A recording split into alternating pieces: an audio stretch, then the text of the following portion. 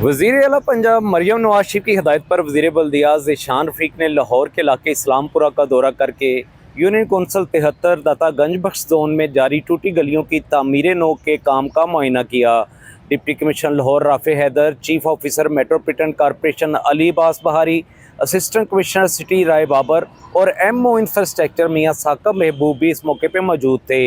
Administrator बल्दिया उज़्मा deputy commissioner Lahore ने सूबाई वज़ीर को ब्रीफिंग दी। वज़ीर बल्दियात ने डिप्टी कमिश्नर लाहौर को मौसम बरसात से कबल सीवरेज का काम मुकम्मल करने की हदायत करते हुए कहा कि स्कीमें बनाते हुए पसमानदा इलाकों पर तवज्जो देने की वज़ीर आला की हदायत को मद्देनज़र रखा जाए। ज़ीशान रफ़ीक ने कहा कि रीवैम्पिंग प्लान मुकम्मल होने के बाद लाहौर में टूटी गलियाँ और नालियाँ नज़र नहीं आएंगी। वज़ीर बल्दियात ने यह भी हदायत की कि तरक्याती काम के मेयार और रफ्तार दोनों पर समझौता नहीं होना चाहिए। सूबाई वज़ीर ने चीफ ऑफिसर अली अब्बास बहारी को खुद सारे काम की मॉनिटरिंग करने की हदायत की।